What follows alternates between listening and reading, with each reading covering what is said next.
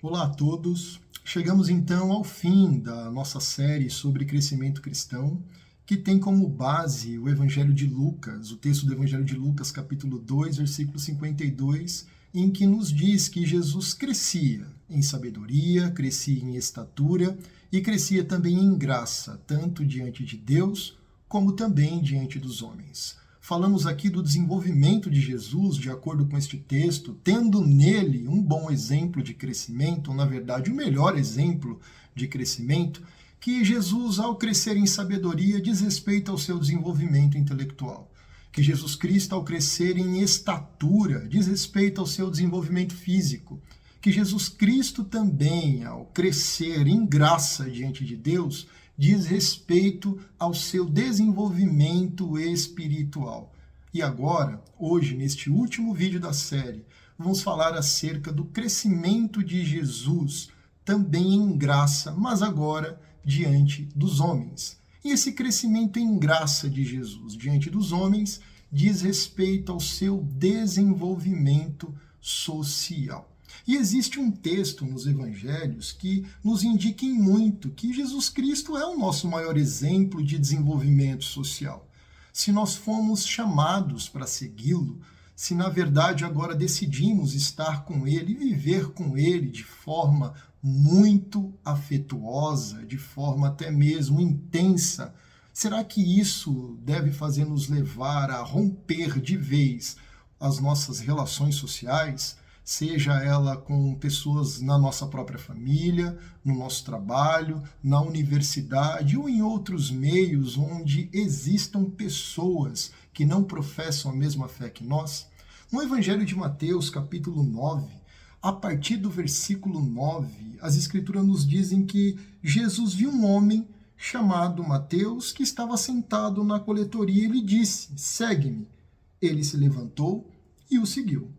Estando Jesus à mesa na casa de Mateus, chegaram muitos publicanos e pecadores e se sentaram à mesa juntamente com Jesus e seus discípulos. Vendo isso, os fariseus perguntaram aos discípulos: "Por que o vosso mestre come com os publicanos e pecadores?" Jesus, porém, ouvindo isso, respondeu: "Os sãos não precisam de médico, mas sim os doentes." O texto aqui é bem claro para nós. Jesus em Cafarnaum passa na alfândega e ele se depara com Mateus, um publicano que cobrava ali impostos. O texto sucede nos dizendo que Jesus estava agora na casa de Mateus. E juntamente com Mateus, Jesus e seus discípulos, estavam também muitos publicanos e pecadores. E os discípulos de Jesus foram interrogados acerca daquela situação. Afinal de contas, um homem santo, um homem puro, como Jesus Cristo, se assentaria à mesa com pessoas que pudessem ser consideradas incrédulas ou até mesmo excluídas, pecadoras, vivendo uma vida completamente distinta de Jesus e de seus discípulos? Jesus nos dá um exemplo aqui de que isso deve ser feito. Se Jesus nos deu o exemplo de se relacionar com pessoas que eram chamadas pela sociedade de pecadoras e até mesmo de traidoras, como era o caso dos publicanos, significa que os evangelhos, através da vida de Jesus, tendo a vida dele como exemplo, nos ensina que, como cristão, nós devemos seguir este exemplo e nos relacionarmos com pessoas que também são incrédulas e consideradas pecadoras. É comum muitas pessoas hoje, a partir do momento que passam a seguir Jesus Cristo, romper muitas relações. Mas será que isso é saudável? O autor Howard Hendricks, em seu livro Ensinando para Transformar Vidas, ele nos diz que existem dados que mostram que os cristãos que passam a viver, na verdade, em comunidade, na igreja, que decidiram seguir Jesus Cristo, mudar as suas vidas, elas, a partir de 2 anos, rompem quase que completamente as suas relações sociais com pessoas que são incrédulas. Mas será que é será que é esse o nosso, será que deve ser esse o nosso comportamento? Será que é este o comportamento adequado daquele que agora segue Jesus Cristo? Afinal de contas, Jesus Cristo disse que aqueles que o seguem devem ser sal, devem também ser luz. como que nós somos sal, somos luz, ou seja, como que o discípulo de Jesus pode se mostrar como uma pessoa distinta, vivendo somente com pessoas que confessam a mesma fé que ele.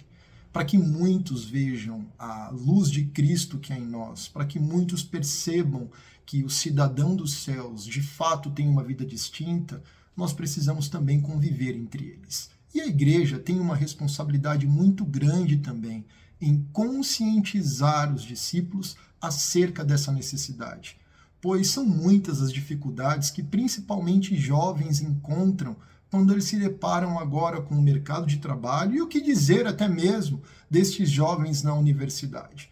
Existe um grande temor de pais e também de pastores quando muitos ingressam na universidade e começam a ter dificuldades com a sua vida religiosa, com a sua fé em Cristo.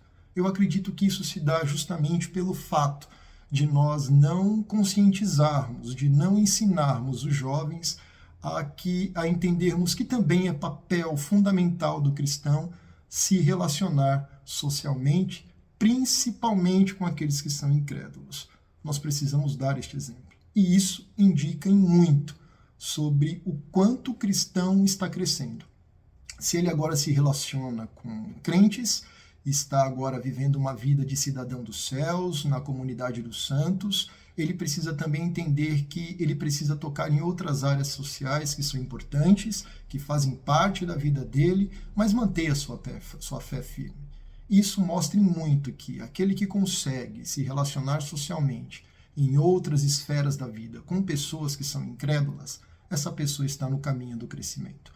Então, se o crente precisa crescer em sabedoria, ou seja, se desenvolver intelectualmente, se o crente precisa crescer em estatura, assim como Cristo, se desenvolver fisicamente, e também crescer em graça diante de Deus, crescer espiritualmente, não deve também deixar de lado o seu desenvolvimento social.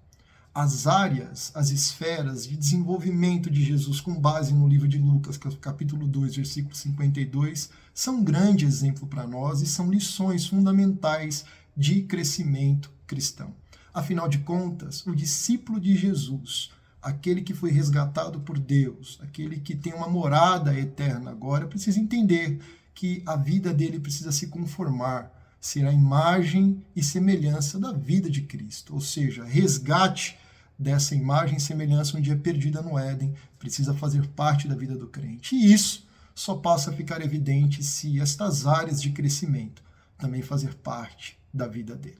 Se você gostou dessa série ou se você gostou deste vídeo, não deixe de comentar, não deixe também de se inscrever caso você ainda não faz parte desse canal. E não deixe também de aguardar os próximos vídeos que serão postados, pois este canal tem como finalidade compartilhar conhecimento das Escrituras Sagradas. E à medida que você estiver nos acompanhando, também compartilhe com aquele que tem a necessidade de aprender um pouco mais das Escrituras Sagradas. Se esta série se encerra aqui, estejam também aguardando os nossos próximos vídeos, pois nós continuaremos postando conhecimento das Escrituras Sagradas. Eu agradeço a Deus a sua participação e nós nos vemos então no próximo vídeo, em nome de Jesus. Até a próxima.